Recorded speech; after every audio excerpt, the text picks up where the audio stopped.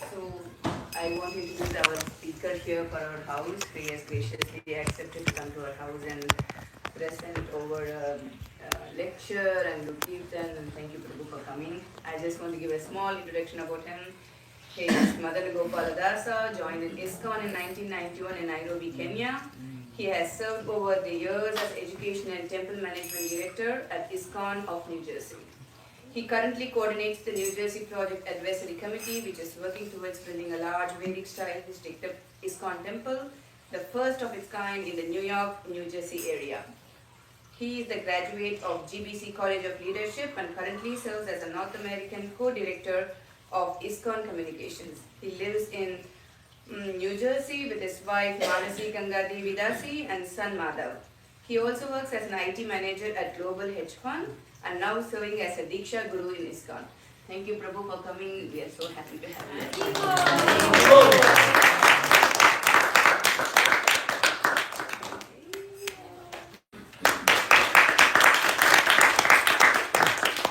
Thank you all very much for so warmly welcoming me into your family of the San Diego Bhakta Vrinda.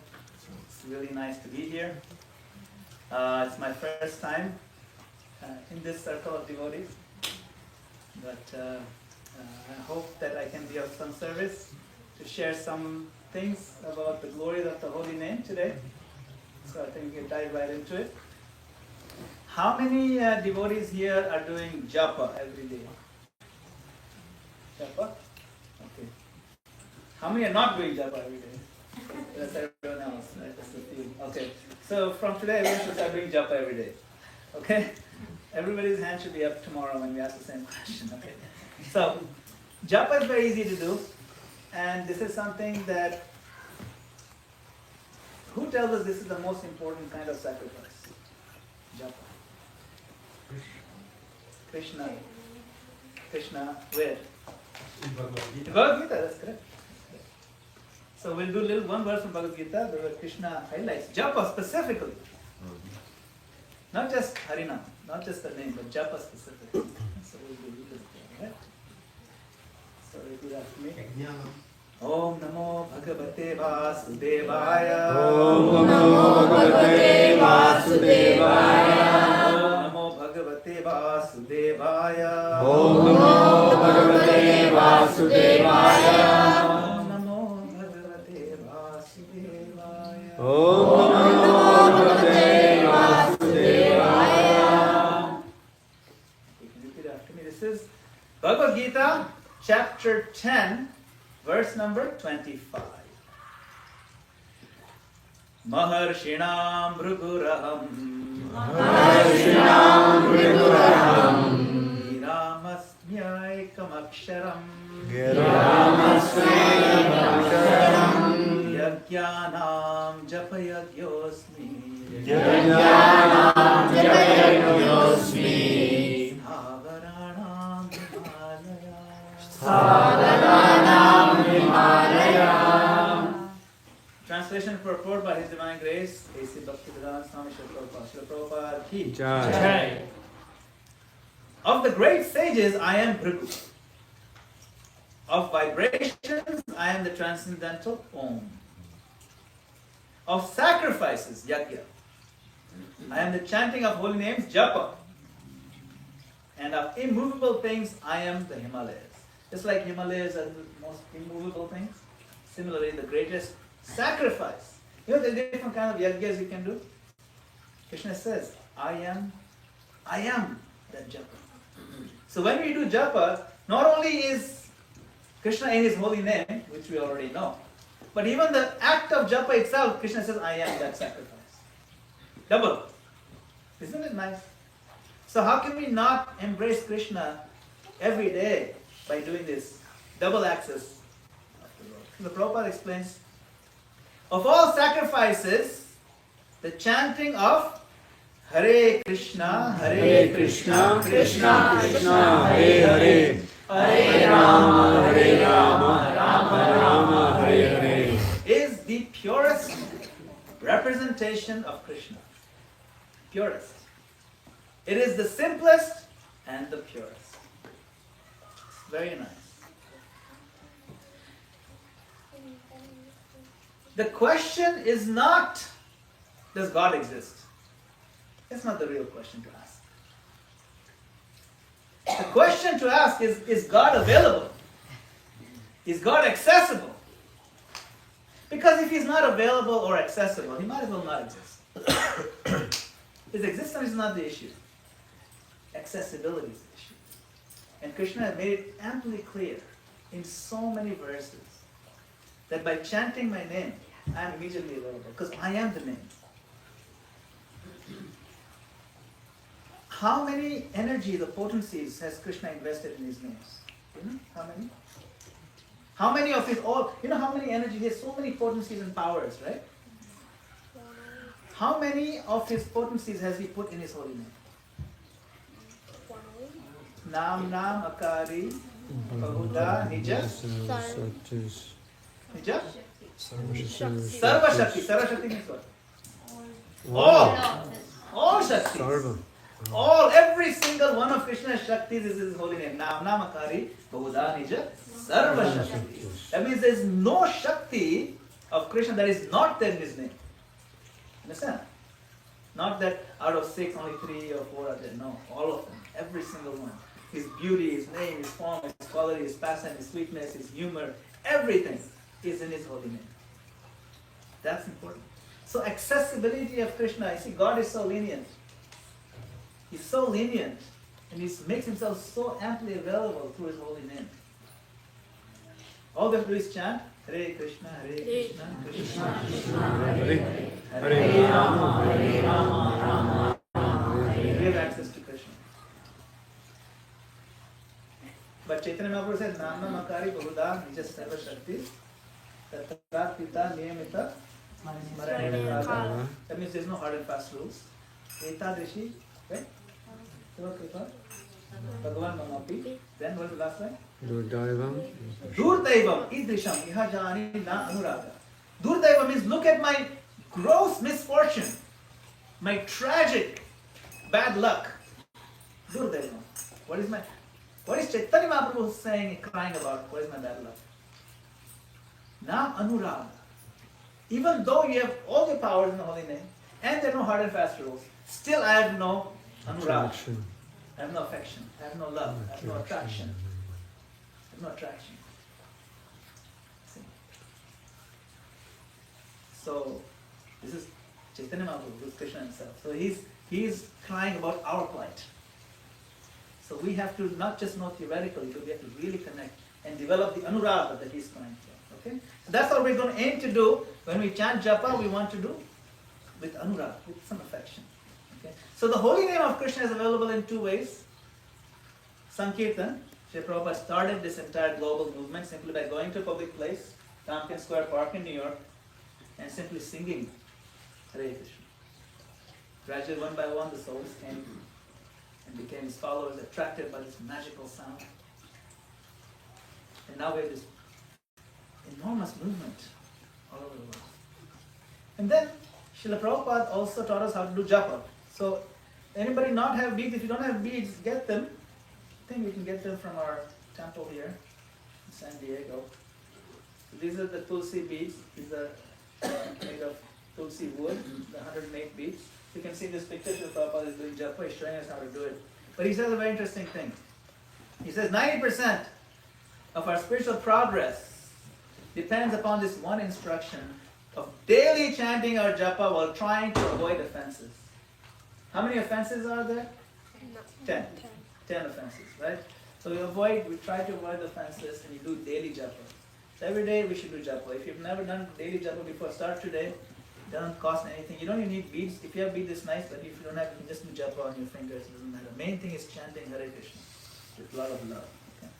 Now, sometimes we go out, devotees go out, and we distribute books, and we tell them, hey, we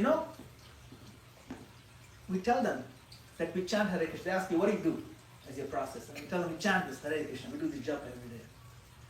And then they ask you, how does this chanting make you feel? And this is an opportunity to tell them, yes. What are the advantages of chanting? We're trying to promote this chanting. What are some of the advantages? We connect with Krishna, we feel some bliss, Connection with God, we feel some happiness, joy, connection, peace, fulfillment, upliftment. These are the things you'll feel. You tell them, isn't it? How many people have been chanting for more than 5 years? Quite a few, quite a few. How many people are chanting for more than 1 year? So many. Okay. So, some days are good, right? Some days are poor. Isn't it? Yeah, isn't it? Right? Some days of chanting. It's fine, it's normal. How do we feel when we chant poorly? Any some words that stick up? Guilt. Guilt? Anything else? Depressed. Depressed? If you feel guilty, you feel depressed? Sad. Sad? Guilty, depressed, sad? Exhausted? Dragging? Negative? Yeah. Something is missing. Something is missing. So guilty, depressed, sad, dragging, something is missing.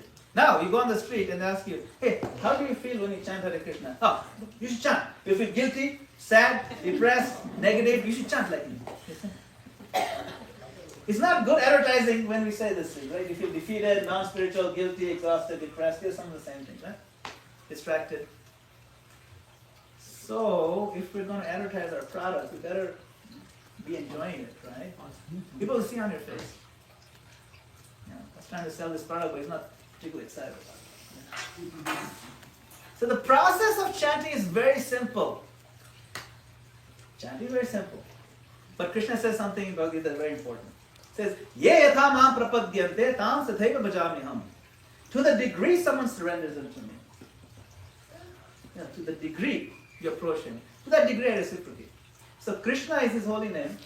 To the degree we approach the holy name with love, affection, attention, focus, respect, to that degree Krishna will reciprocate. It's as simple as that. So the question then comes up is, how dedicated am I to chant? This Japa.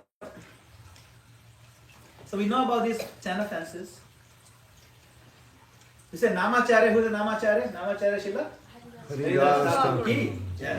Namacharya Shila Haridas Thakur says about the root of all offenses. Even if one successfully overcomes all the other offenses in chanting, and one is chanting continuously, love of God may not come. One should know that the reason for this is that one is committing the offense known as pramada, or inattention. This is from Harinam Chintamani. Pramada or inattention.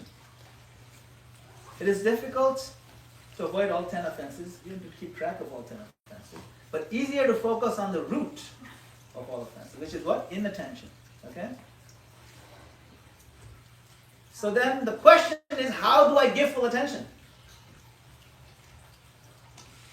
What do you tend to give attention to very naturally? Something you like.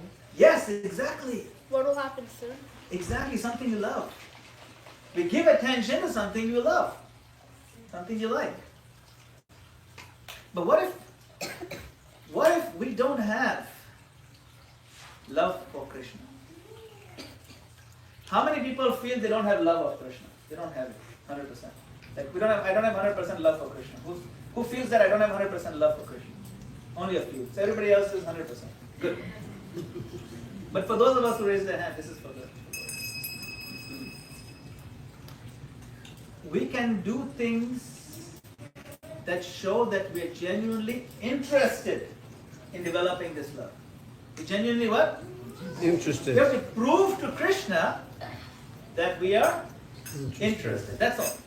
Our whole project in this whole life is to prove to Krishna, my Lord, I'm interested in you. Does my body language reflect that? Do my words reflect it? Do my actions reflect it? Does my attitude reflect that I'm really interested? That's all we have to do. Okay? So that's our project for today. We're going to learn how to prove that we are interested. Okay, that's it. That's it. And we do it through the medium of Japa. Japa chanting. Japa chanting. Okay. Alright, anybody know what he's saying here? True.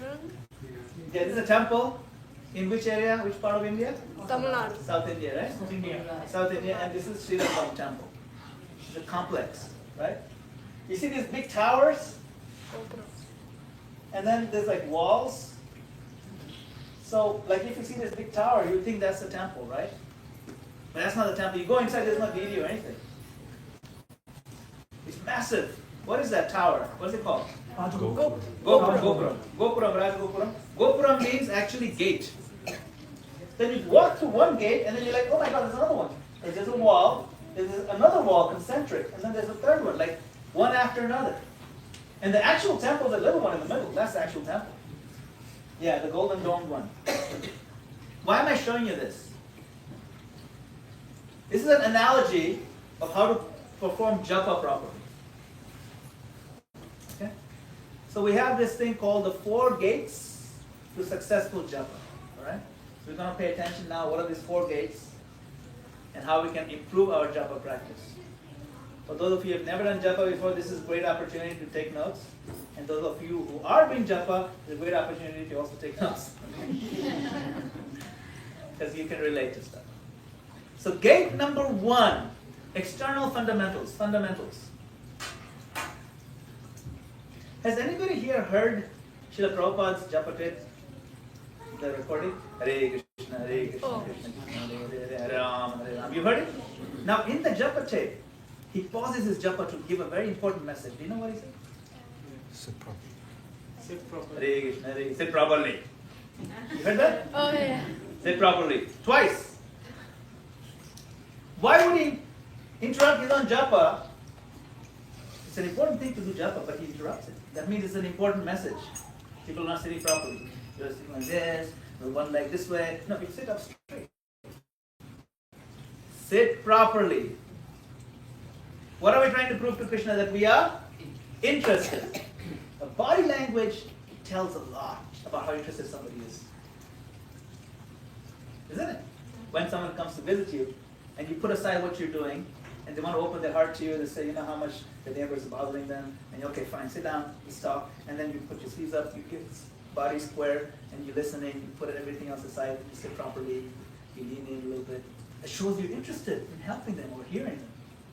But if they come and you're like slouching or you're looking around doing other stuff on your phone, yeah, go on, I'm listening, and you do your own stuff, you talk to the phone while the guy is talking, it doesn't look good, right?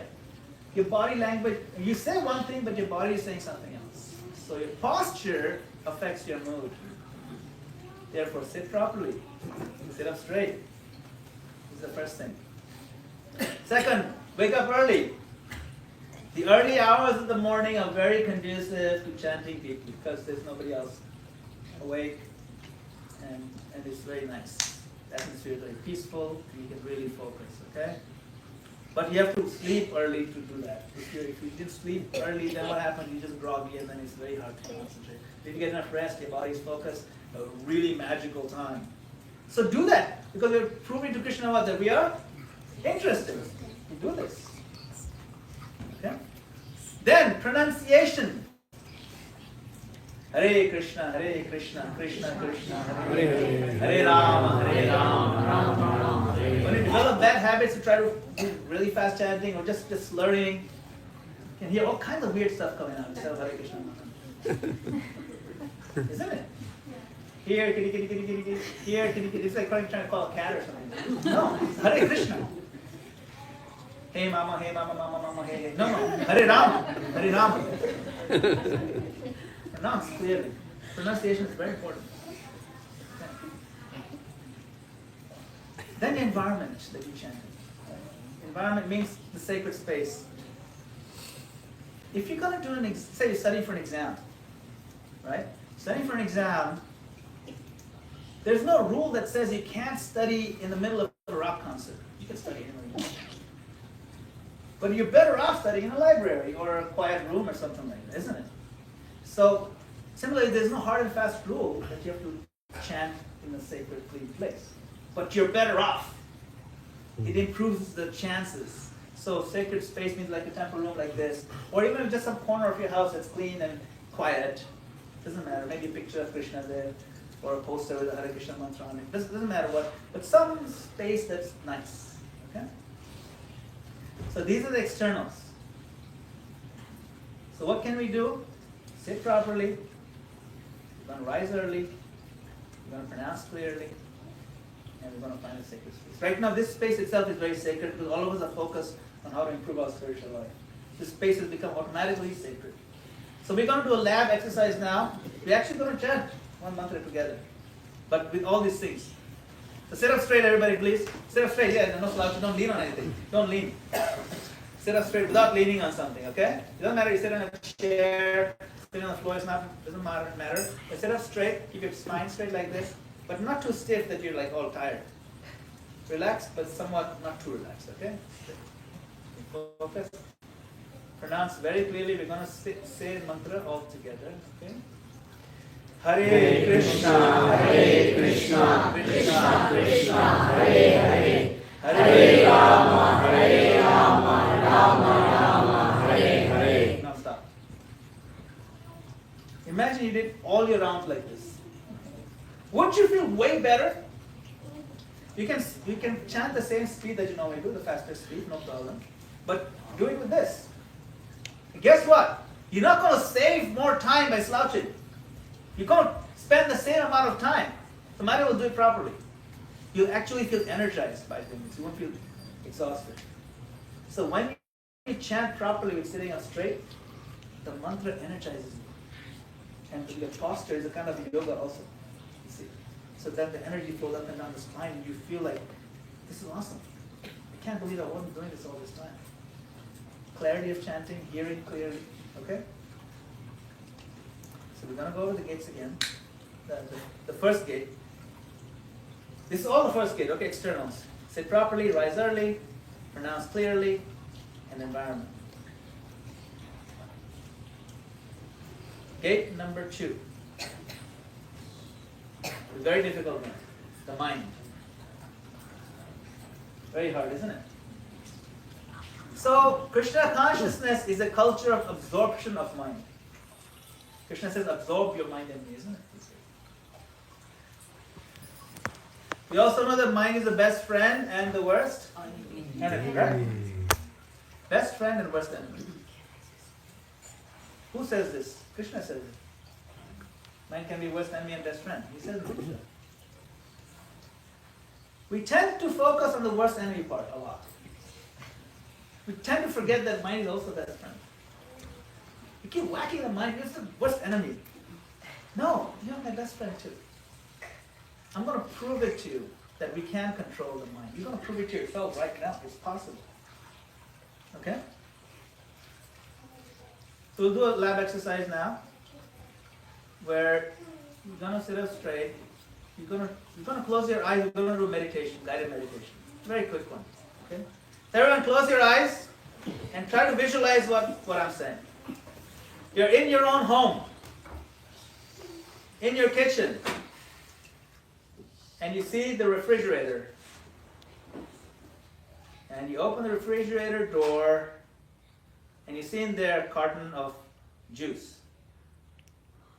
You take out the juice, you close the door, and you pour half a glass of that juice, and put the carton back in the fridge. Alright? Okay, now you can open your eyes and come back to this room. How many people were not able to visualize the juice? Like you couldn't do it. All of you could do it, isn't it? All of you could do it. Isn't it? So easy. So, my point is, this idea that I can't control my mind is bogus. You just controlled it. You took it exactly where you wanted to be. Especially when something nice like juice. Right? But the Holy Name is also full of juice. No, but it's so much sweet. So we can bring the mind there. The mind does listen to you. If the intelligence is sharpened up, the mind is. So we have to work on the intelligence. Mind listens to the intelligence. Okay?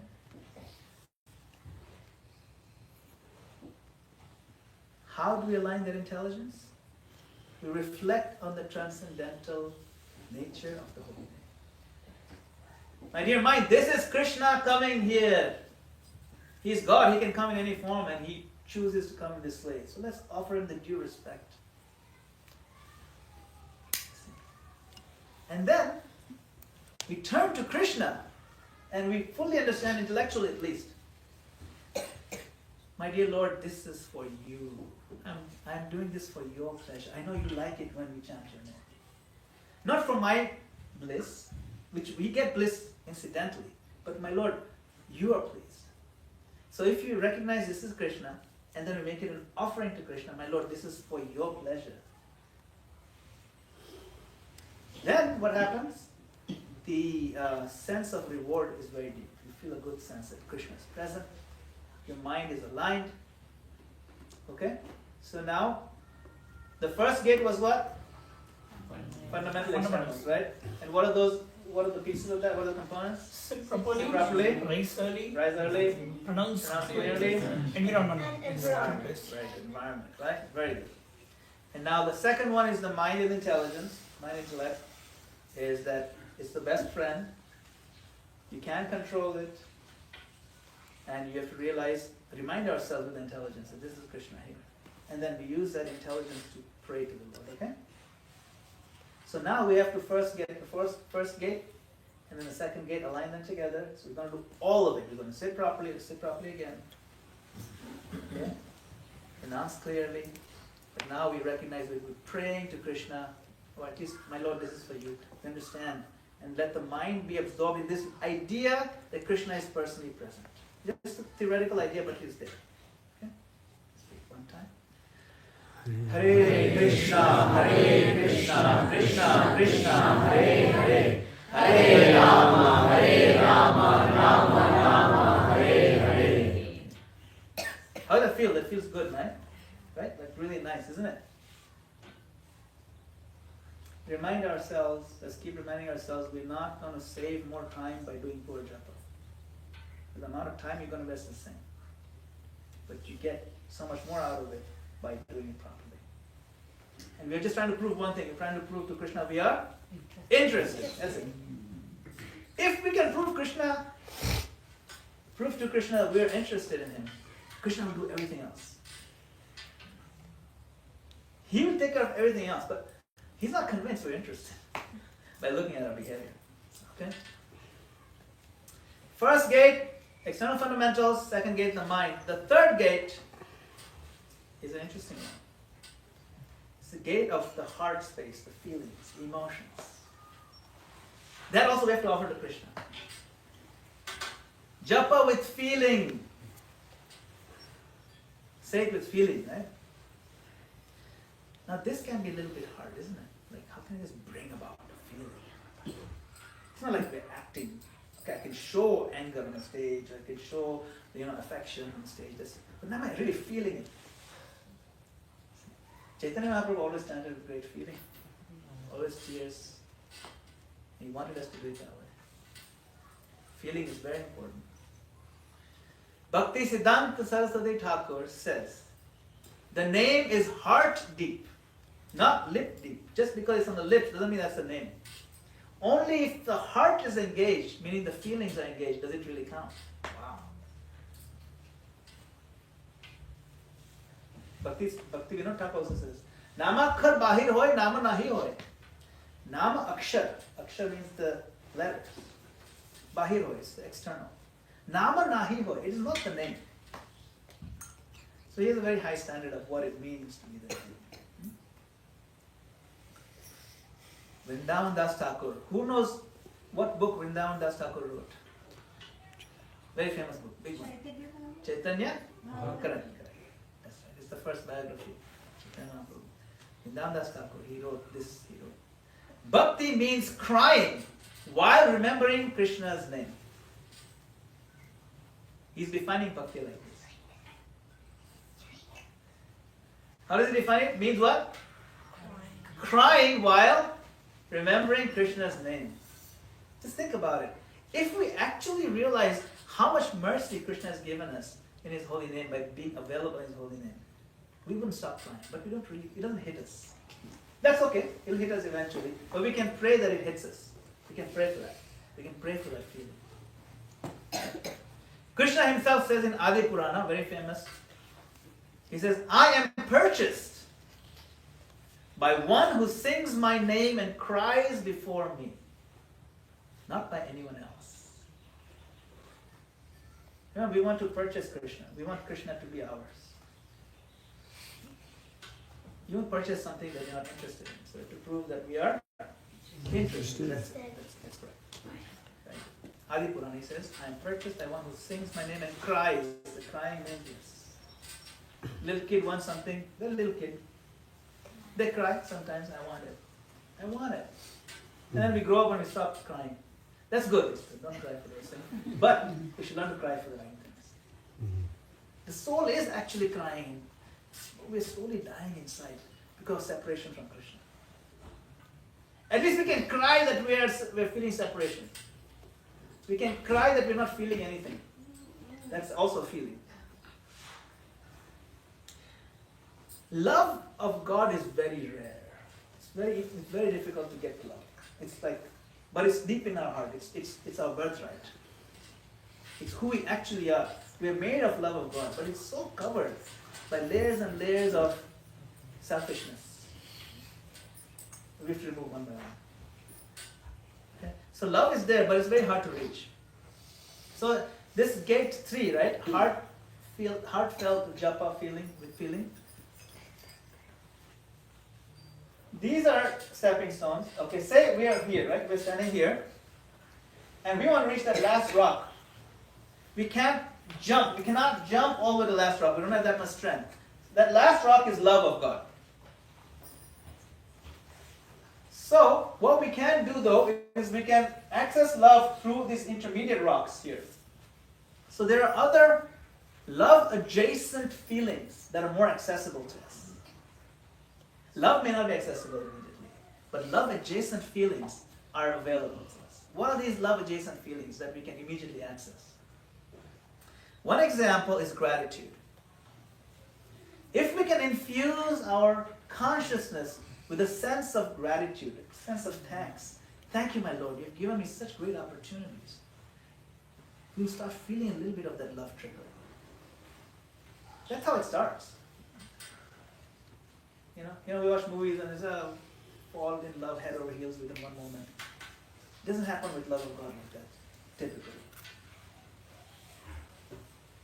The love starts trickling in if we access things that are more reachable, like gratitude. What are some things that we can be thankful for? Yes? Great parents. Great parents. I thought you said great and parents. Great are also thankful and parents, yes. Very good. Great parents. Yes. Parents. Your parents must be really great. Yes. You should always be thankful. Being under a roof with where the name of Krishna is chanted a lot. Yeah, to be in a place with the name of Krishna chanted, we should be grateful because not everybody has that kind of space. Yes. Devotee association. What's that? Devotee association. Devotee association, yes. Simply grateful, yes, Guru. Born in a heredity, where our ancestors are completely, their roots are from this bhajan, satsang. Yes, to be born in a tradition or born in a lineage where grandfather, father, like I know this one family, this one devotee comes from a long line of men who are priests in the Krishna temple, like his great-grandfather all the way, and he's also like a priest over here.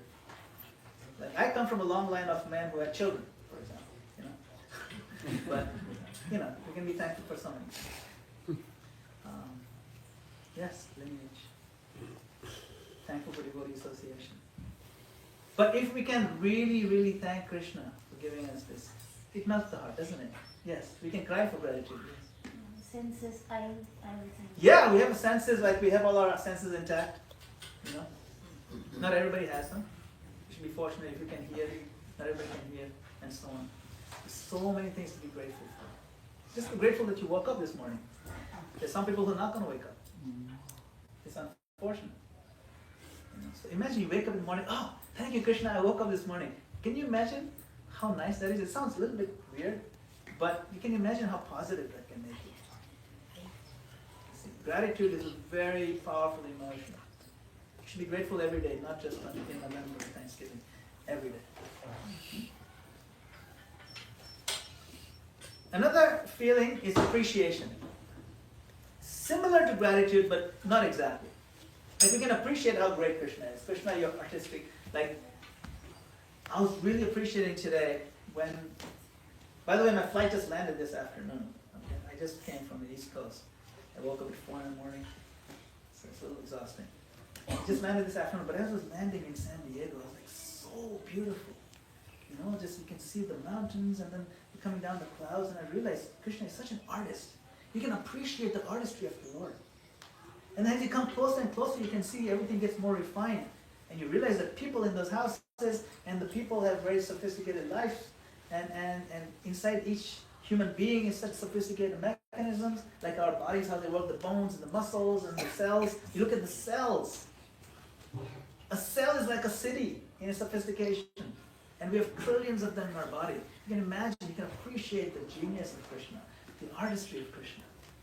You can appreciate and be grateful at the same time. You can appreciate how Krishna moves us, like his hand in our lives. Every one of us has a story of how Krishna gave us Krishna consciousness.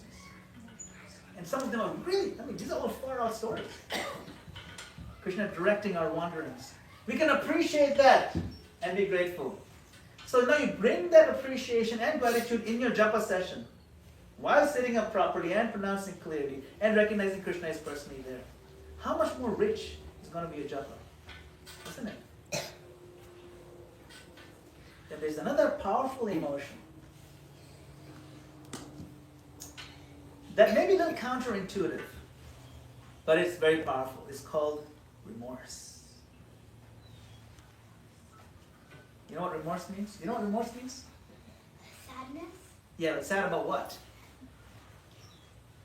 It's sad about being something specific. Separation from No, remorse. Not getting something. No, that's not even that. Something Yeah, you did. made a mistake or something you did. Something you did. Something you did or something you didn't do. Yeah. My Lord, I wasted my whole life fruitlessly. All these years. I wasted my human life. I should have been worshipping Radha Krishna. But I knowingly, willingly drank poison. Hari Hari Bifale, Janama Gavaya. Manusha Janama Paya, Radha Krishna na Bhojiya, Janiya Shuniya, Vishakhaya.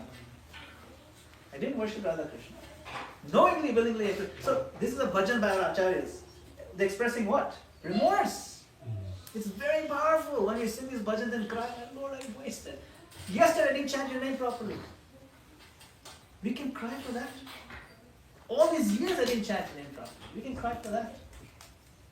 Remorse is an incredibly powerful emotion that can bring us, accelerate us to the love of God, like nothing else can. But we have to embrace that remorse. Because the ecstasy that comes from connecting with Krishna through our tears is incomparable. And we don't need to show it to anybody else. This is just you and Krishna. These tears are between you and Krishna to share. It's not for anybody else. Yes? So I have a question. Yes. Sometimes remorse can really pull you down and you can't come back up. That's fine. You'll come back up. No, that's fine. It's actually, if the remorse pulls you down, it's not a bad thing. Because then you're connecting with real feeling. And Krishna will reward you with a great deal of satisfaction, for sure. But the remorse has to be genuine. And you will, then, even if you stay down, you will have reached a next level of Krishna conscious connection. You will have reached a level of what's called gravity, seriousness. And from that point, you'll make tremendous progress. Because you're working from a space of real feeling. It's powerful. Yes. You should not be afraid to be sorry. Because remorse means you apologize. Only the most toxic people won't apologize. The sign of toxic leaders are those leaders who don't apologize for their mistakes. No, I'm perfect. Remorse breaks that down and makes us very humble. And humility wins the heart of Krishna. Humility is one of the components of surrender. Did you know that? Krishna says, Sarva dharman paritijya mamekam sharanam vraja. Which verse is that? 18? 60? 66. 1866. It's like the most famous, most quoted verse.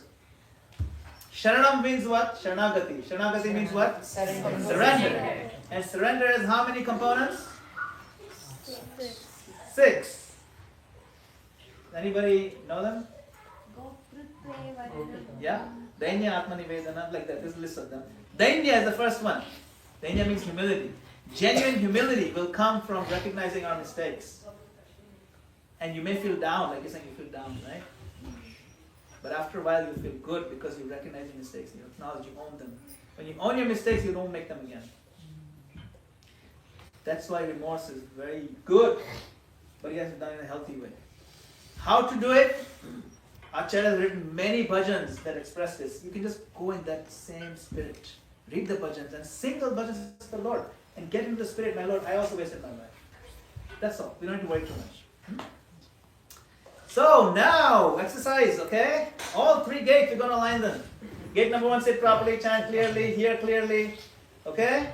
Gate number 2, understand Krishna is His holy name, He's right here, and you offer it to Him. Gate number 3, find a feeling you can really latch on to. Gratitude, intense remorse, intense appreciation. Embrace that feeling and offer it like a flower to Krishna. Okay, sit up straight, close your eyes, we're going to chant one time.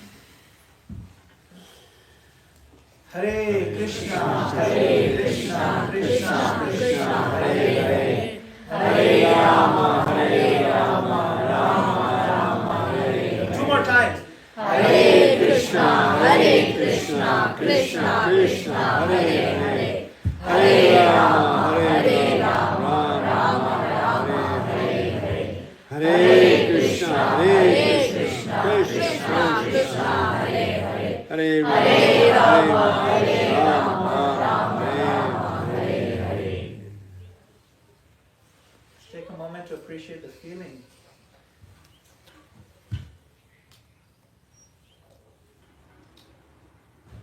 You can reflect how good it feels when you align everything and give it to Krishna. We are well on our way to try to prove to Krishna that we are interested. That's correct. Interested. Okay. 4 gates. Fundamentals. Gate number 1. Gate number 2 is the mind. Gate number 3 is the heart and emotions. Now gate number 4 is very interesting.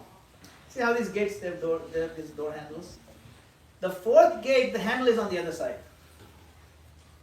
There's no handle on our side. We have no access to it. There's nothing we can do about it. That's called the gate of mercy. That's correct.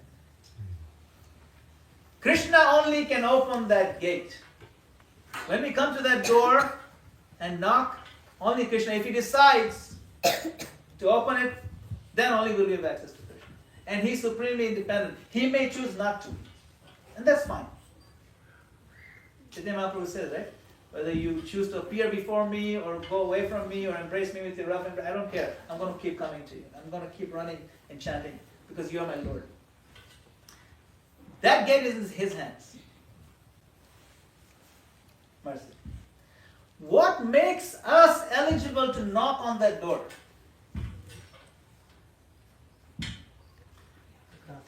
That's right, exactly.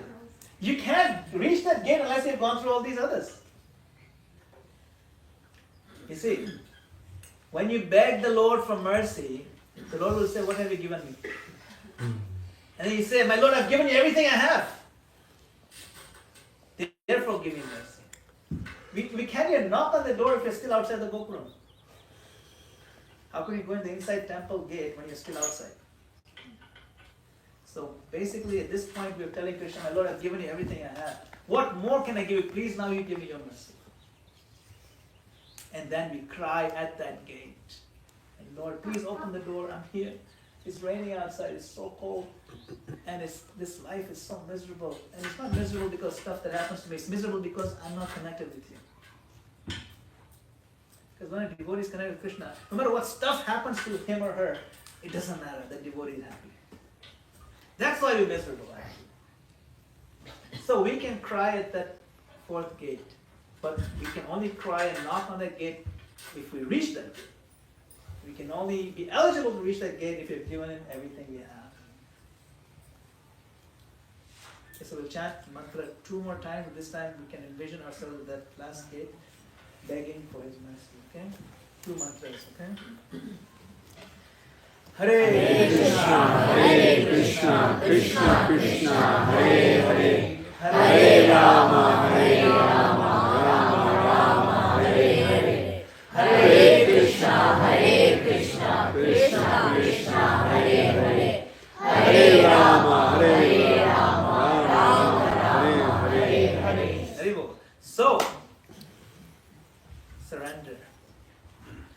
gate of surrender and the mercy, right? So now, what are the 6 things that are the 6 divisions of surrender? Anukulyasya sankalpa pratikulyasya varjanam rakshishyati iti vishwaso bhoktaranam tatha atmanikshepa karpanye shadvidha sharanagati. The 6 divisions of surrender. By the way, if you want to look up this list, you'll find them in that verse. Which verse? 1866. You go to 1866 Bhagavad Gita, you open it, you go to the purport of that verse, Prabhupada lists this thing, okay? Because you're wondering, what is surrender? Well, Prabhupada puts in the purport. Easy to remember where to find it, okay? Acceptance of those things favorable to devotional service. I've highlighted that in yellow for a specific reason. That's what we're doing right now. We want to take everything that's going to be favorable, like sitting up properly. You know, sitting straight is not a requirement, but it's favorable. Waking up early is not a requirement. There are no hard and fast rules, but it is favorable. Chanting clearly is favorable. So when we embrace favorable things, we're doing what? Surrender. It's part of surrender. Rejection of unfavorable things, we give up things that come in the way. We don't eat nonsense foods and drink things that we don't supposed to drink. So that we give up, right? Then we're convinced that Krishna will give us protection. That's important. Avashya rakhive Krishna, Vishwasa palam. Certainly Krishna will protect me. Prahlad Maharaj is a prime example. Acceptance of the Lord as one's guardian or master, and full self-surrender and humility. Right? These 6 items are the surrender. Okay? So, to summarize, the Lord reciprocates as we surrender. The 4 gifts of successful chanting, we call, the fundamentals. Number 1, the mind, the heart, the emotions, and mercy. Okay? And will the Lord open the gate? Of course He will. Because He's the ocean of mercy. He's supremely merciful. He's supremely merciful. So, in fact, a good chance when you reach that gate's already open. You won't have to knock. Why? Because you've already gone through the first 3, okay? The Lord is waiting, smiling. Wow, He came all this way for me. Nice. Okay, so today we'll make what is called a sankalpa. Sankalpa, you take some water. You don't have to take real water, just imagine. It's a commitment, a promise. So make a promise to ourselves. Just make a promise to ourselves today. Okay, so this is something I wrote up. And you can repeat after me if you like. If you don't like, that's okay. It's a prayer that I wrote, okay? So repeat after me. My dear Lord Krishna. My dear Lord Krishna. Today I take the bold step. Today I take the bold step Of resolving to make. A Quantum leap. A quantum leap. In my Japa practice. In my Japa practice. I pray to you. I pray to you that I can fully commit. That I can fully commit to being your devotee. To being your devotee. And chant your divine name. And chant your divine name. With my full attention and love. With my full attention and love. You have given me so much mercy. You have given me so much mercy. In the form of Srila Prabhupada's teachings. In the form of Srila Prabhupada's teachings. An example for us to follow. An example for us to follow. You have given me. You have given me The association of devotees. association of devotees. You have given me. You have given me Opportunities to chant your names. opportunities to chant your name. Please let me make progress. Please let me make progress on the path of pure devotion. on the path of pure devotion. The path of prema nam. The path of prema. The path of chanting your names with love. The path of chanting your names with love. Harinam Sankirtan ki. Isha. Pray something like this. Praying something. Right? Now, traditionally this class is taught, actually when I took this, I took it in the form of a seminar many years ago, 2008. It was a 8-day class, full day, 8-day seminar. We spent 2 days on each gate. We just ran through quickly, but you can imagine the impact that seminar can have on your life. And in between the days, we'll do 64 rounds. So first day, just sit properly on all the externals and really focus, and we chanted many rounds, but applying that. Then the next day you do 64 rounds applying that. Then third day we do second gate. Really get into all aspects of second gate. And then you chant more rounds, and then you do 64 rounds. So you can imagine the impact that it had. It had such an impact on me that I felt I should share this, at least in a summarized way. But you can understand. Before taking that Japa retreat, Japa was something that came in the way of my life. After the retreat, my life is something that came in the way of my Japa. It really changes everything. And we need to make quantum leap for that. It doesn't change things in the way you will function in the world. No. You'll actually be better in the world. Because you'll be more focused, you'll feel more satisfied, you'll feel more fulfilled. Okay? This is just session 1. Okay, this is session 2. Session 2 is just about sit properly. We just covered session 1. Okay? So this is a 4-session program that we do. Okay, we just kind of get more into depth with it. So what we could do is, let me come up, you tell me, can I go another 10 minutes, 15 minutes? You can go for a good time, no problem. Okay. You want to finish whatever you want to. Sure. Okay, we'll go until no problem. All right. All 4 sessions go on. Okay, we'll go as far as we can sit properly. Now when you see the posture changing, then we'll stop. Right? So we already talked about it, sit properly, rise early, pronunciation, and learning. Okay. Now this is an important point. Our mood affects our posture, isn't it? Suppose I'm feeling depressed, I'll do like this. I'm feeling really sad, I'm feeling drained. Once what happened, there's this fellow, he went to a doctor, psychologist. He says, Doc, I'm feeling so down. I can just be sad, I can't think of anything positive, I'm just down all day and night. Doctor looked at him, and the doctor did the same posture. He made the same posture. and then he didn't say anything. The guy's wondering, why is the doctor not saying anything? Like after 2 minutes of silence, the doctor looked up and says, it works! Why it works? I also feel depressed now. If you walk around like this, of course you feel depressed, even if you have no reason to be depressed. The point is that our mood affects our posture, fine. But our posture also affects our mood. If you make it a point to sit properly, just mechanically, you will see it affects your mood. You will feel more focused.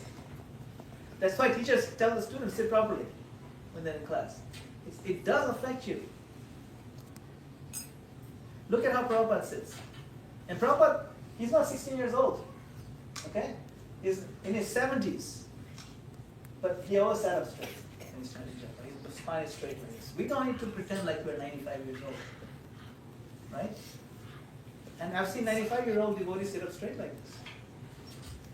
Maybe that's why they're 95, because they've been sitting straight, they live so long. You know? So you can see Japa posture is clearly important to the Prabhupada. So how does the posture look like? Back is straight. But you can see he's not stiff, he's smiling. Okay? Shoulders open. Shoulders don't keep like this close. Keep them slightly open so the energy will flow, you feel more relaxed. It's kind of like a shirt on a hanger. See, your body can be, you can feel, you can visualize like this on a hanger. It's relaxed because the shirt is kind of relaxed, but it's on a hanger means it's still straight. Okay? It drops like that. Not too stiff and not too relaxed. So if you relax too much, then you slip into a lower mode. We want to aim for the mode of goodness. Not the mode of passion, but the mode of ignorance. Okay? So you don't get too relaxed. Too relaxed means you fall asleep. That's mode of ignorance. And the neck and spine align, right? So remember, Krishna spends how many verses in the Gita about the modes? Many. If you're familiar with Bhagavad Gita, Krishna spends so much time on the 3 modes. Why? Because it's important to know what is mode of goodness, what is mode of passion. When you're in the mode of goodness, you can make rapid spiritual progress. Mode of goodness is very important. Otherwise, you're about to have a big war, battlefield, and Krishna is explaining to Arjuna some recipes. Don't put too much chilies, don't put too much salt. What kind of philosophy is this? That means it's important. You have limited time, the big battle is going to start, and you talk about recipes. That means it's important. Modes are, understand, the food you eat in what mode. How your attitude is in what mode. Similarly, your chanting is also in good Goodness, passion, ignorance. Some channel is drooling coming out. That's mode of ignorance. Right? Some channel like this. Straight, focused, dedication. That's mode of goodness. And then like looking around, darting here and there, legs are just like restless, and I can't sit straight for more than a few seconds, gets up, has to read something, open the phone,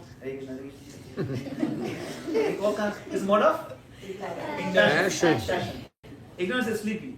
Passion is like can't focus, just like hyper. That's called passion. But you can see, right? I'm sure we've all done japa in all these modes. Isn't it? The drooling japa. And like all hyper japa. And sometimes focus japa is also there sometimes. We want to maximize motor goodness. That is ideal. That's why this posture is really important. Okay? Remember, one of the aspects of Saranagati is what? Take up practices that are favorable. Posture in and of itself is not a spiritual thing. There are many people who sit properly, but they don't care for God. We're not those. We're doing the sit properly for a specific reason. We want Krishna. Okay. The modes themselves will not make you Krishna conscious, but goodness will help you offer your Krishna consciousness nicely. Okay? That's important. Prabhupada himself went for daily morning walks. No matter how many time zones he just crossed. And he was traveling a lot. So keeping the body flexible was very important to him. He said, if I don't walk, my body becomes jammed up. If you keep your body a little bit active, it's very good for sitting properly. Otherwise, it's pretty painful to sit properly. Okay? So, we can do simple things. Don't do it right now. But you can do some of these like this, jogging on the spot. Even if you just spend 4 or 5 minutes jogging on the spot, not too intense, just what you can handle, before you do a japa. Right? And then you do some stretching exercises, stretch like that, this way, that way, you turn your arms like this, turn your neck a little bit. 3-4 minutes, but just doing simple things like this, and then you try to sit properly, it'll pay dividends. You'll be amazed. I'm not just making this up. Prabhupada used to do this. I mean, he didn't do so many, but he used to go for a walk a lot. We may not have that much time in our lives, so we can kind of do these simple sattvic exercises and then sit properly. Another thing that is mentioned in Srimad Bhagavatam is called pranayam. This is Bhagavatam purport, 3rd canto. Prabhupada writes, in Bhagavad Gita it is said that one must practice the breathing exercise abhyasa yoga yuktena. By virtue of these processes of control, the mind cannot wander to external thoughts. Chetasa nanya-gamina. Thus, one can fix his mind constantly on the Supreme Personality of Godhead and attain yati, him. This is purport. So he's talking about what now? Yeah? Pranayama. So you can do a few simple pranayama exercises. Is Bhastrika pranayam, bellows breath, Anulom Vilom pranayam, alternate nostril breathing, Kapalbhati pranayam. So this is something bona fide, right? It's in Bhagavatam. Okay? You can do some of these. You can look them up on YouTube or whatever. Do what you can. Don't make a 2-hour exercise out of this. Maybe 5-10 minutes at the most. Right? Okay? It's very helpful. I do it and it really makes a big difference. If you do 5 minutes of stretching and maybe 7-8 minutes of pranayam and then you try to chant, it'll make a big difference. Because now you're doing things that are favorable. And those things are, when you do something favorable, is an aspect of surrender. Sharanagati. Clear? We're not making this stuff up. I'm going to take it from Bhagavatam now. Okay? Practical tip, how to sit properly. So I use this kind of cushion. Get a cushion. Any of these cushions can do, but sometimes there is like a meditation cushion, or you get a little stool like this. What this does, you sit on the edge of it, right? So what this does, it keeps the pelvic plane slightly tilted forward. So like, when you slightly tilt your pelvic plane forward, the spine becomes naturally straight. And very comfortably. You'll be amazed you can sit for 2 hours like this. If you have a cushion, you sit at the edge of the cushion. So get a cushion, see if it works for you, find the angle that works for you, maybe something like that, or you can do it at the edge of a chair even. But find that sweet spot where it's very comfortable to painlessly sit up straight. Makes a lot of difference. Clear? Okay. Then, listen to the sound. Listen also. Now you have to produce the sound by pronouncing clearly, but you also have to listen, you have to hear. Remember, it's chanting and hearing. Listening, right? So, I have found sometimes earplugs work. I can hear myself. I can hear my own sound if I wear earplugs. Some people don't like it. I sometimes wear it, sometimes I don't. Find a quiet place we talked about. Cover the head with light cloth. This is something that Bhakti Siddhanta Thakur used to recommend. Take a light cloth that you can see through, the really light ones, and just cover your head with it. It keeps the sound space in your space. This is just these are optional tips. Okay, if it doesn't work for you, don't do it. Like earplugs don't work for everybody. This thing doesn't work for everyone. It may work for you. Try it if it works. It's optional. Okay. When I chant Japa, you see how there's a corner in the wall here? I face the corner. I sit close to the corner and I face the corner and I put a picture of the holy names, okay, against the two walls like this. I like that because the two walls reflect the sound back to me right away and I'm close to the walls so that I can hear it better. My point I'm trying to make is, are we doing everything it takes to show Krishna that we are interested? I want to hear your name. I want to sit up straight. Krishna will be pleased if you do it sincerely. Okay? Alright, then that was sit properly session. Okay, any questions or comments at this point? Yes? What are some practical ways that we could get up early? Because, Yeah. A lot of times we come home from work, and I have to do something with the kids, and then we have to maybe eat a little something, and now it's 9 o'clock, Yeah. What are practical ways? And what do you recommend? What's a good time to wake up? Yeah, what are If you practical ways, right? Wake up too early, it's not good, and then Sure. not early enough. What are practical ways to wake up early and not be totally exhausted? That's a very good question. And of course, the answer will vary from person to person depending on what kind of job they have and what kind of family obligations, things like that, and also what kind of children they have. It makes a difference. So because the answer will vary, there's no real cut answer, but what we could reflect is pray to the Lord that, my Lord, now I'm trying to show you that I'm interested. Every day for the last year, I haven't woken up earlier than 7:30 in the morning. But now I want to do better than that. I want to try to wake up early, like at least by just before sunrise is a good time.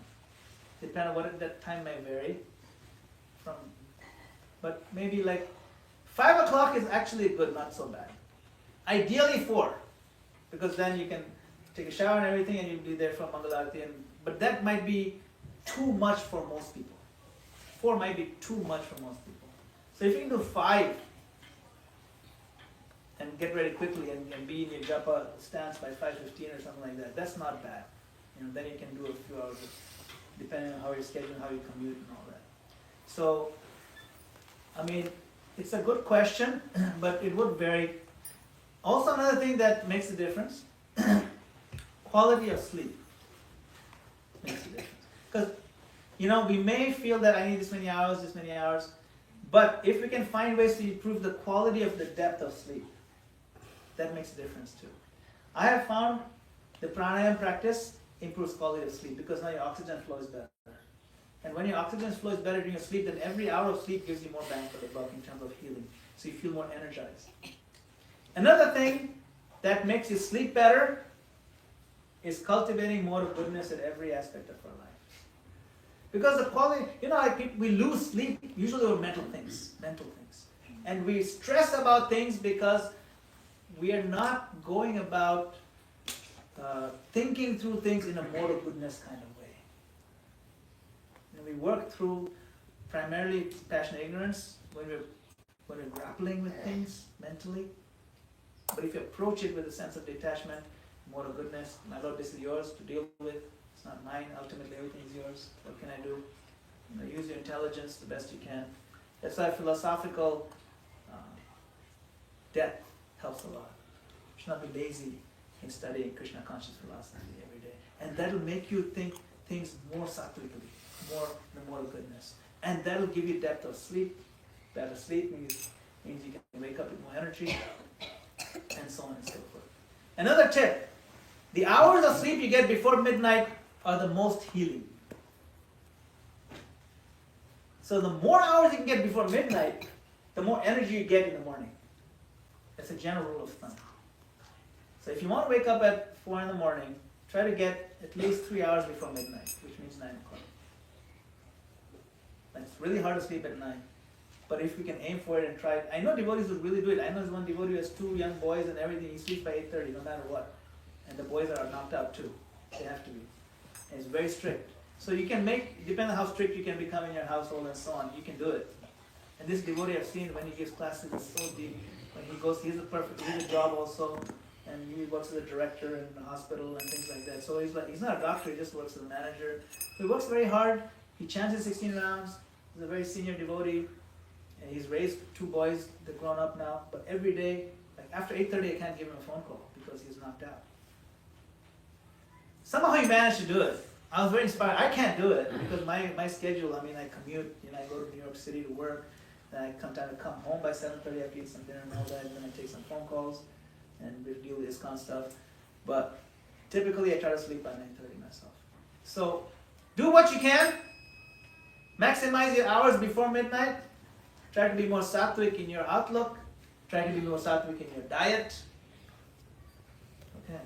Try to be more sattvic in everything.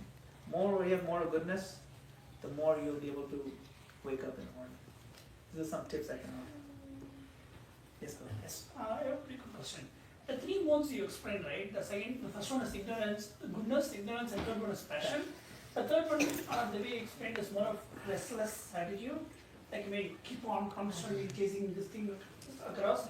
Why it is tagged or mapped against passion? Because passion is somewhat always described as something like I'm passionate about something, right? Like deterministic. Why No. the third mode is linked to passion? So, passion is not, see, the word passion is Rajoguna. The word passion is described as intense activity.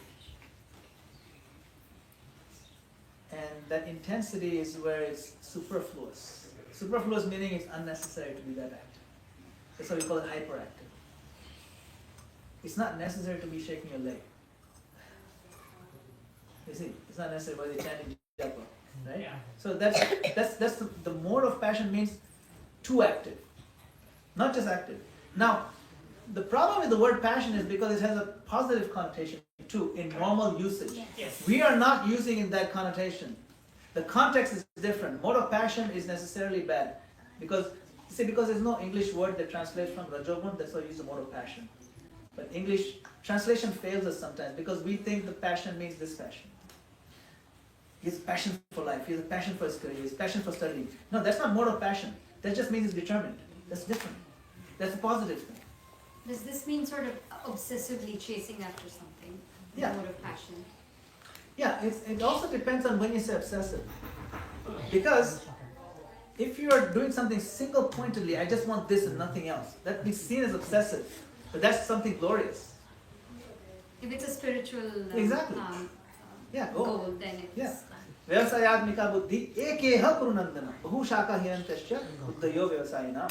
Krishna says in 241, he says that in this path, the successful people's focus is resolute. There's one. Ekeha purunandana. Those who are irresolute, their intelligence is many branches. Bahu shaka hirantasya buddhayo vyavasayinam. So having many things is not a great thing. Having many goals. One goal. Some may say it's obsessive. So it depends on what your goal is. I have a question. Yes. So you said once you accept the that you've done the mistake, like that the feeling of acceptance and owning your mistake, then you won't do it. But sometimes we do it again. But when you own it, it helps. When you own it, it helps. It may not guarantee you won't do it, but it'll help reduce the probability that you won't do it. So is there any breakthrough, like any tip you can give, like what has worked for you that, okay, this doesn't work for me, I'm not gonna do it again? What stops you? What stops? Like from making that mistake again? Okay, repeating the mistake. What is the key to success to avoid making mistakes? Is that what you're saying? To repeat the mistake. Exactly. Yeah. Yeah. It depends on what you're trying to do. Typically, this kind of thing is about breaking a habit, bad habit. Correct. It's not just a mistake, it's a habit that's hard to kick. And habits sometimes can be very difficult to remove because they're deep. They come from a place of irrational, visceral kind of reaction that I can't help myself. Arjuna asked Krishna this very same question. He says, "My Lord, by what is it that one is impelled to act even against his own will, knowing very well I shouldn't be doing this, still he does it?" Yeah. He asks in 3rd chapter. And then Krishna gives a very famous answer. He says, does anybody know what he says? Kama esha, krodha esha, rajo guna samudbhava, mahashano mahapapma, vidyena iha vairinam. He says, Kama esha, krodha esha. It is lust alone. Now here, lust doesn't just mean the standard definition of lust, but it means an intense desire to be selfish. Whatever that may be. Kama esha, krodha esha. And it's so intense, it transforms into krodha, wrath, anger. And where does it come from? Rajo guna samudbhava. It is born from the mode of passion. You see? Now, mahashano, mahapapma, it's greatly sinful. Vidyena, we should know this to be a sinful enemy. Vairinam, vairi means enemy. So it's very strong words Krishna uses. So your question you ask is not about kicking a small habit. It is the root of our very challenge in our material existence. Vidyena iha vairinam. So how do you uproot that? You see? So Krishna gives some clues. He says, Rajo guna samudbhava. The modes that we have acquired through many lifetimes, they rule us. They propel us to do things even against our will. So someone who is predominantly mode of passion will do stuff that are mode of passion. So to change our mode profile, we all have a profile. It's like a color. 3 modes are like 3 colors, and you mix them, you get a prominent color. So some person may be prominently red, some person prominently blue, someone is green, like that. Not the skin, but inside, the mode. Right? So to undo that requires a great deal of effort. You have to shift the modes, almost mechanically. So you have to make the mode of goodness more dominant. How do you do that? Ahara shuddhau, sattva shuddhi. You start with ahara. Ahara means what? Food. What is the food? Yes, whatever we eat is food. But also ahara means what we read, what we listen to, what we watch on TV, what kind of gossip we engage with others. This is all ahara. So what we choose, the mode that's predominant in our ahara will become the more predominant in us. But you can't change it like overnight. Right. You see? If I need to lose weight, I'm not going to lose weight overnight. I have to change my ahara completely and wait, determine. You see? So that's why to shift that requires gradual practice, but it has to be regular and determined practice. You see? So to remove habits is very difficult. To erase habits is very difficult. Right? You write habit, H-A-B-I-T, habit. Right? If you have a habit and you want to remove the habit, you remove H and a bit remains. Isn't it?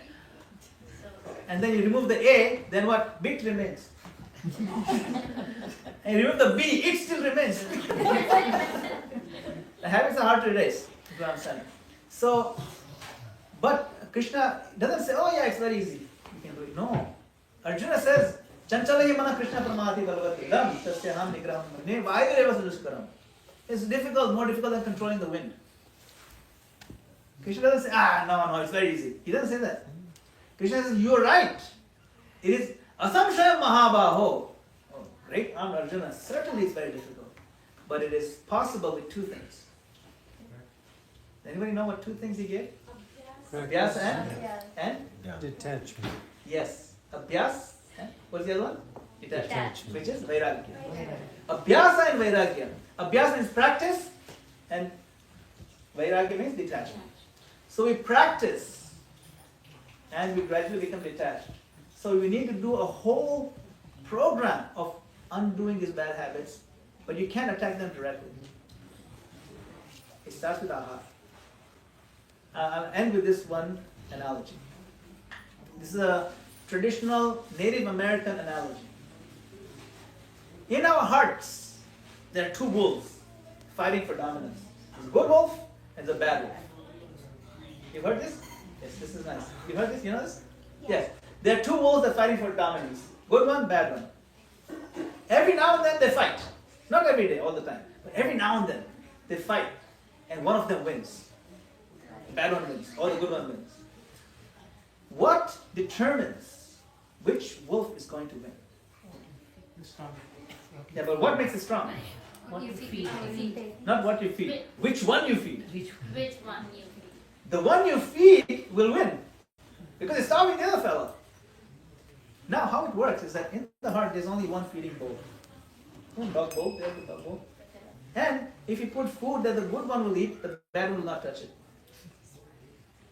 And if you put food that the bad one will eat, the good one will not touch it. So the good one will starve. So we have to put food in the bowl every day that strengthens the good wolf. Now, once the fight starts, that time you cannot throw food at it. It's too late. You understand the point? So you don't wait till the fight starts. You have to keep feeding the good one daily. So when fight happens, the good one wins. See. Now, what food am I talking about here? This is the food. The morning program. I'll give you another analogy.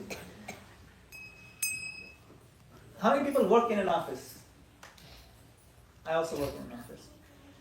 In your office, is there a vending machine where you put coins or something? And do they have like nasty things like Kit Kats and things like that? Yeah, it's pretty nasty, right? It's like very unhealthy. We don't touch that. It's gross. Potato chips. And it's like smelly stuff. Okay.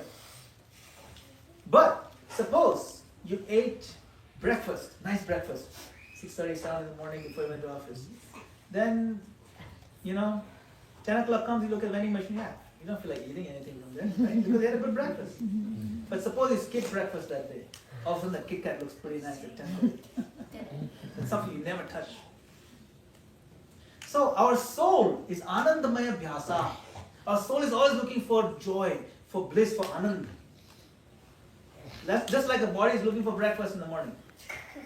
To be strong. So if our soul has been fed and nourished in the morning with Ananda, Supreme Ananda, Paramananda, then when you go out in the world, he doesn't look here and there. Where am I finding Ananda? Doesn't look because I feel satisfied. Then when they're faced with the Kit Kats of the world, the soul doesn't care because they're not hungry anymore. So we have to feed daily in the morning. Hare Krishna, Hare Krishna, Krishna Krishna, Hare Rama, Hare Rama. Then you will not find yourself hitting up the vending machines of the world because the world cannot give us what Hare Krishna gives us. Because this is what we're thirsting for. But when we don't have the real good breakfast, then we look for the alternate so-called food, which is not even really foods, just processed junk. Right? And it appears to be food. They're food-like products. They're very bad for you and they're expensive and they're expensive for your health also. But that's what the world is constantly offering us, a nice package. So they say, give me a break. Don't break me a piece of that Kit Kat bar. Right? I don't want that. I want Krishna. But we cannot just say that at 10:30 when you miss your breakfast. So the habit has to change. Then when the wolves fight, the good one always wins because you fed the wolf in the morning, the right one. You fed the right wolf. You got to starve the bad wolf. You don't throw food during the fight. At that point, it's too late. That's why habits are important. Sattvic lifestyle is important. Sattvic association is important. Associating with progressive devotee is important. And avoiding anti-progressive attitudes is also important. You know, stay away from negative gossip of other devotees and things like that. That will bring us down also. Because then we may associate, this is also Krishna consciousness. So that's also important. That's all different seminar. But for now, try to be progressive in your Krishna consciousness. Be as sattvic as possible in your diet, in what you take in into your face, including what you see, what you hear, what you think about, what you read, and so on. Okay? And associate with the right devotees. Associate deeply with Srila Prabhupada by reading the books. Do not be lazy in reading Prabhupada books. Hare Krishna, I have a question. Yes. There are many mantras, with some with Om, some without Om. What's the difference between them and why is it so? Yes. There are many mantras, some with Om, some without Om. Why is it so? What's the difference? So, in today's verse, the Bhagavad Gita verse, remember the verse? In Bhagavad Gita, Krishna actually says,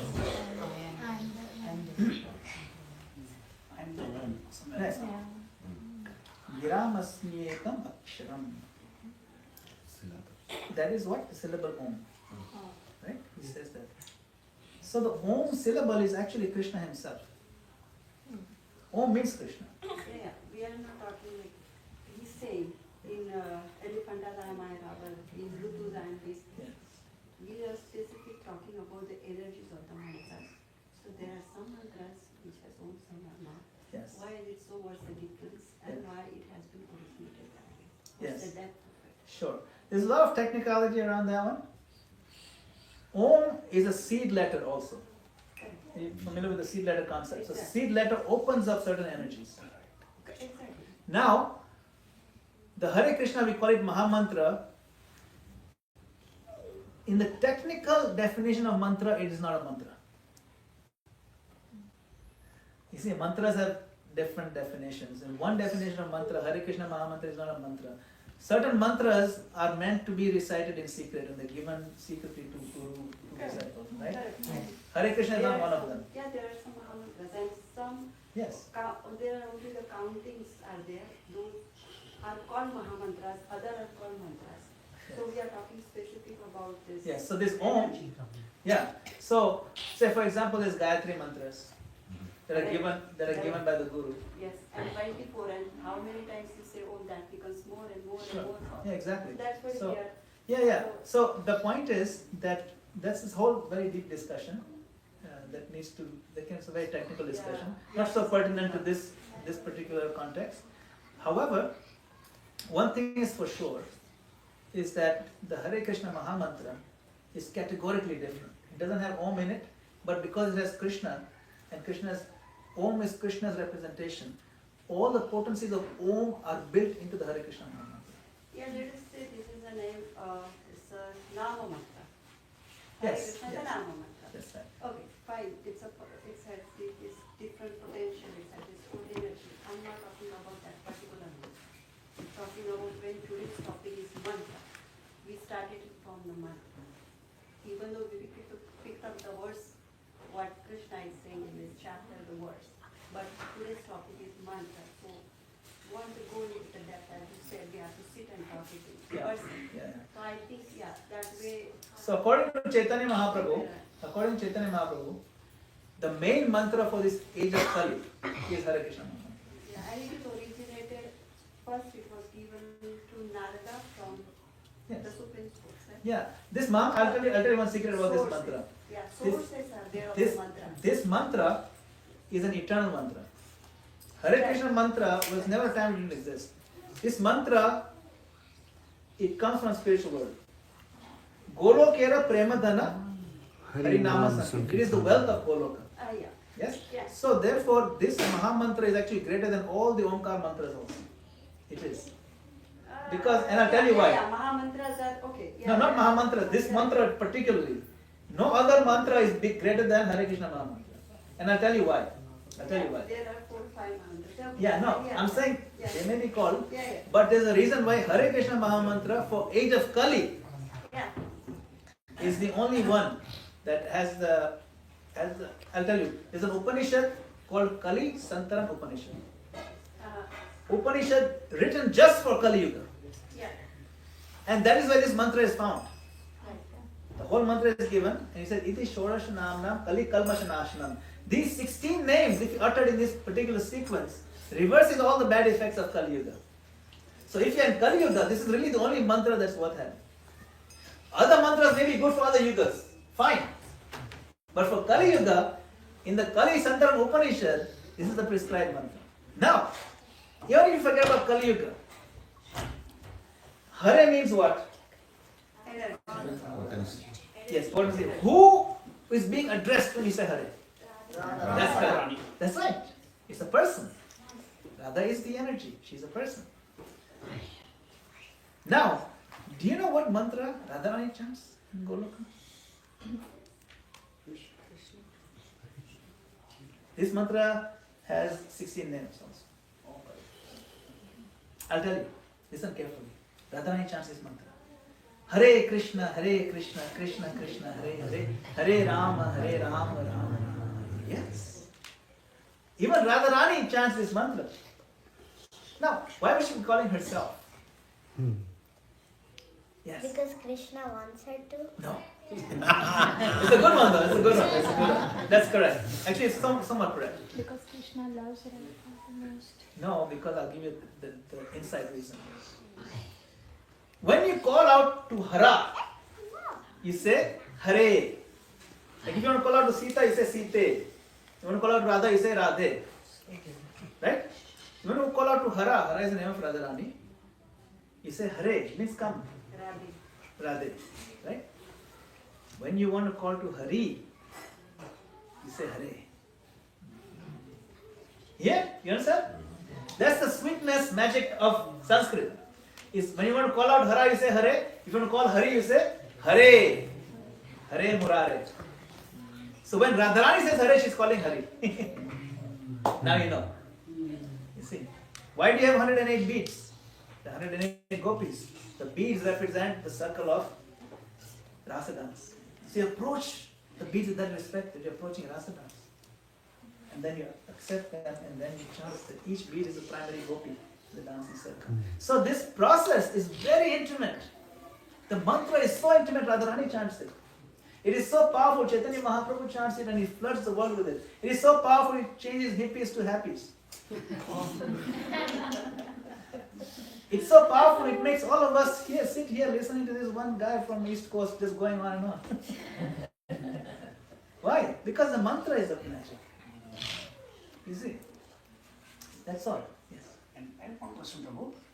So, I did Avanyavatam, so Yes, sorry? I mean Avanyavatam where like I'm supposed to do 3 times Sandhya Vandanam. Yes. Where I need to chant at least minimum 18, maximum 108 Gayatri Japam, morning, noon and evening. So we have the same thing. In Oh, song. it's Same fine. thing. Okay. Similar. Similar. And now the fact is, I'm not proper. I didn't do, I used to do proper all 3 times before, and at least recently I'm properly doing in the evening. Sometimes I'm used in the morning and noon.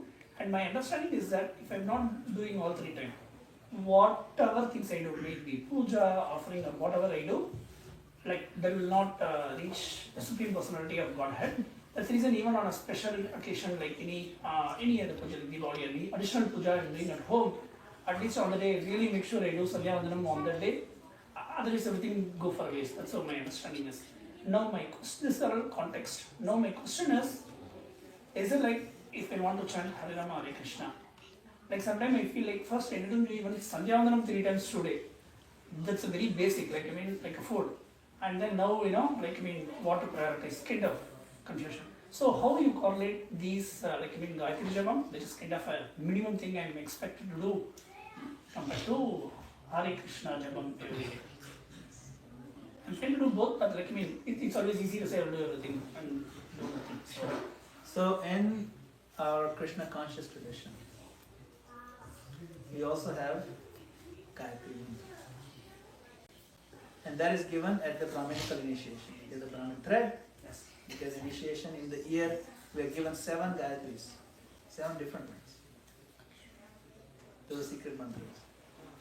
and we're supposed to chant. In fact, in the morning we sing. Dhyayam stuvam stasya yashas tri sandhyam. Sandhyam. So this sandhya vandanam is tri sandhyam. Sandhya means what? The transition Big of the time. Transition, exactly. Sandhya means where two things are joined together. It's a joint. Sandhya.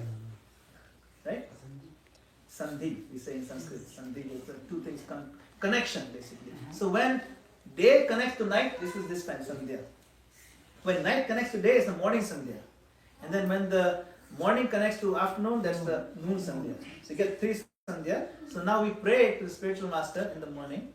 And the part of that prayer says, Dhyayam stuvam stasya yashas tri sandhyam. My dear spiritual master, I connect with you at least 3 times a day in a formal context. And that is with the Gayatri Mantra. We're going to trance.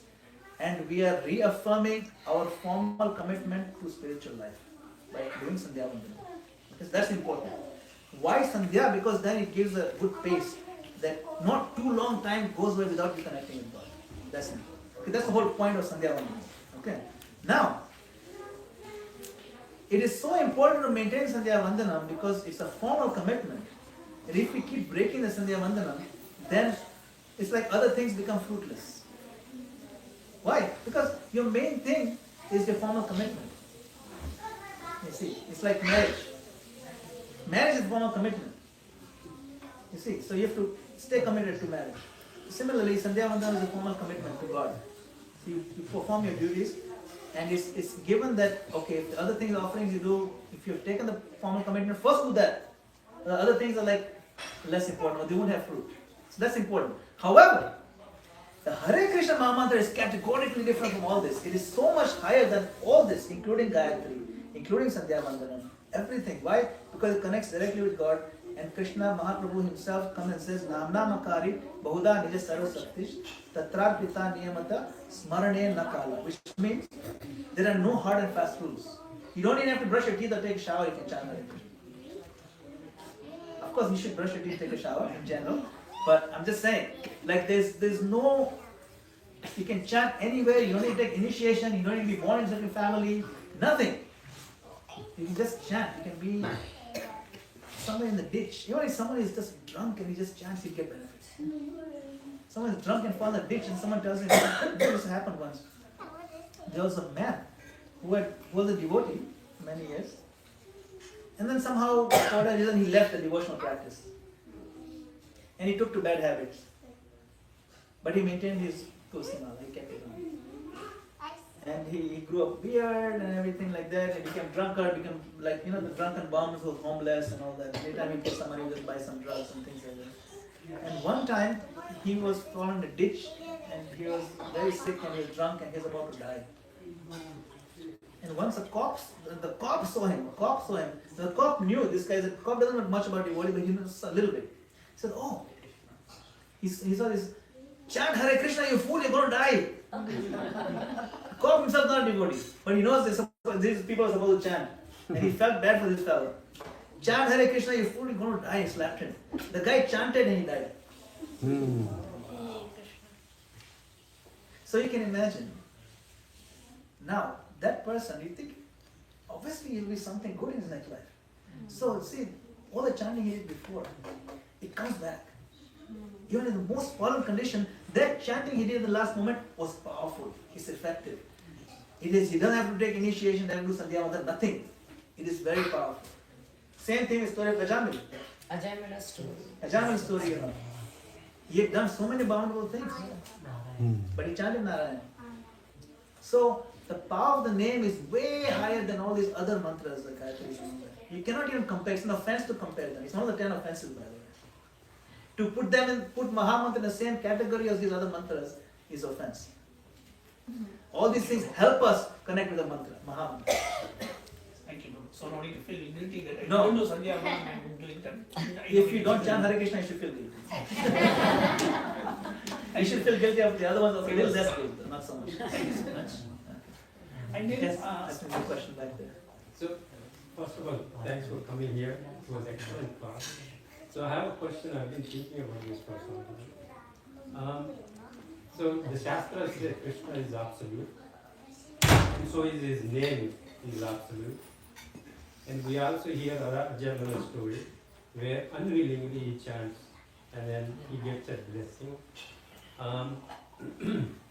And also in the Madhya Leela, I think, Sahaja Thakur says, even if you utter 2 words that has ha and ri and another word, you will still get a blessing. Then why would there be an offense when you chant? Yes, very good question. Ajamil chanted, and it is said he chanted offenselessly. Unwillingly he is calling, yes. No, because he said he chanted offenselessly. Because he didn't do it as if he's pretending to be devotee and he's not, He chanted with a lot of feeling. He called his son, no? The younger He one. called his son, but he chanted with a lot of feeling. Yeah, yes, true. Also, another thing to note, Ajamil did not go back to God at that moment. Yeah. Yes. So that Namabhas may not be enough to give you full love of Godhead, but he got a second chance. See, that's important. So the intention is very important. Intention is important. Intention is important. But Namabhas means the unintentional effect is also very powerful, is the point of that. That's why Bhaktivinoda Thakur also explains, similar to Haridas Thakur, that sometimes in the Arab language or the Muslim language they say haram. This is haram. Haram means bad. That guy is a harami. That person gets the benefit of saying Ram. That's how lenient Krishna is. He gives you, some teachers, if you do math, they give you extra credit. They give you partial credit. Krishna is so lenient, he gives you full credit because it looks okay.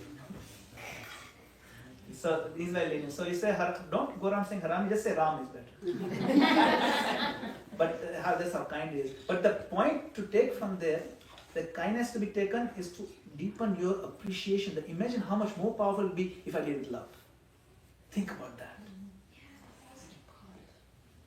You see, there's a very beautiful prayer by Lord Brahma in the 10th canto, chapter 14. It's worth memorizing. It's very sweet. It goes like this. Esham ghosha nivasina mutta bhavan kim devarate tina cheto vishva phalat phalam tvadaparam putrakrayannuhiti sadveshadiva putanapi sakula tvameva deva pita taddamartha suvipriyatmatanaya pranashaya svatkriti. That's just one verse, very long. He says, my dear Lord Krishna, you have given yourself as a benediction to Putana. Yes. For what? Just for disguising herself as a devotee. Just for pretending to be devotee, you gave yourself completely to her. You gave her Golok Vrindavan, where she is now, serving like a mother. What more is left for you to give? You have given yourself, so you have nothing left to give to these other Vrajvasis who have given you their hearts, their soul, everything. You are bankrupt, my Lord. What can you give them? It's an injustice. It's a poetic way of saying, how wonderful. You see, so the point he's trying to make, he's glorifying the Vrajvasis. He's also glorifying the mercy of the Lord. But he's glorifying the Vrajvasis that how much more they will get if you can give that to Putana.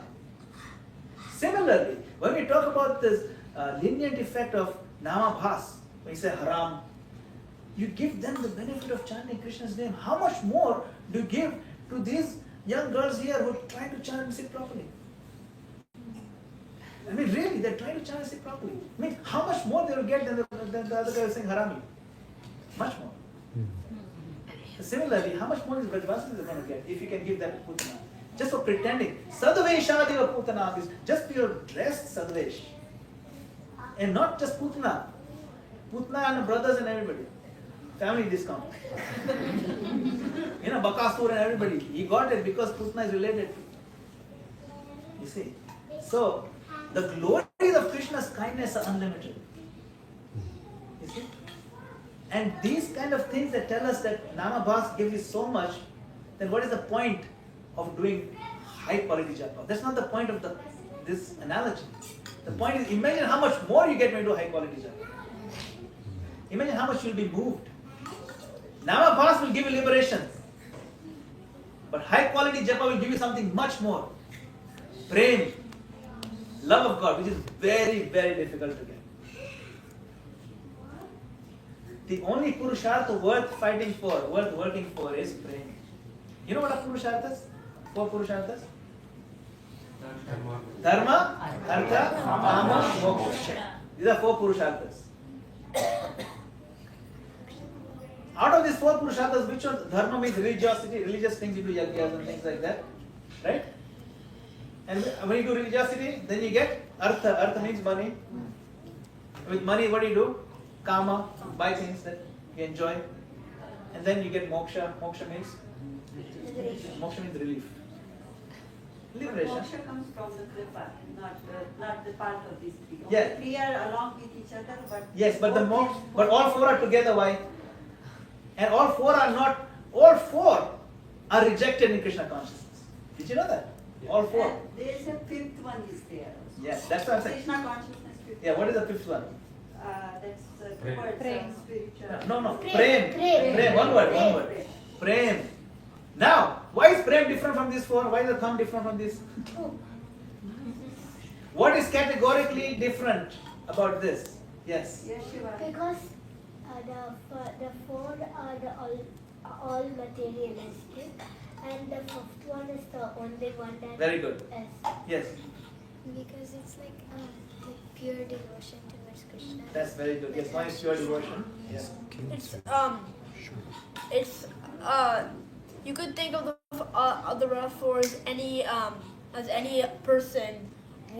sane person would do, but only the most advanced, only the people who are beyond the 3 modes, they would have that brain. It's like a next level. That's right. Very good. Now, the categorical difference between this and this is that these are all selfish. That's it. We do religiosity because we get money, that's selfish. We'll enjoy selfishly. And I'm sick and tired because nothing is making me happy, therefore I want relief. That is also selfish. Isn't it? Relief, that moksha is also a selfish goal. Prema means, what can I do to please Krishna? If it means to go to hell, I'll go to hell. That is called prema. You see the categorical difference. These are selfish, this is not. And this is the only thing that will make us happy. Prema. I'll end with this verse. This verse encapsulates all of Krishna conscious philosophy in one verse. All philosophy of Krishna conscious is one verse. You should know this verse. It is found in Chaitanya Mat Manjusa, written by Prabhupada Saraswati. Aradhyo Bhagavan Rajesh Tanaya Tadham Vrindavanam Ramya Kachidupasana Rajavatu Vargenaya Kalpita Srimad Bhagavatam Pramana Mamalam Prema Pumartho Mahan Shri Chaitanya Mahaprabhu Matamidam Vastradarana. This is Chaitanya Mahaprabhu's Mata opinion. What is it? Aradhyo Bhagavan Rajesh Tanaya. The only person worthy of worship is Bhagavan Vrajesh Tanaya. Krishna in that particular form of son of Nanda Maharaj. Vrajesh is Nanda Maharaj. Right? Aradhya Bhagavan Vrajesh Tanaya. And where does he live? Tadhama Vrindavan. So you have to worship him in that context of Vrindavan. No other place. Tadhama Vrindavan. And okay, fine. How do I worship him? Ramya Kachidupasana Vrajavadhu.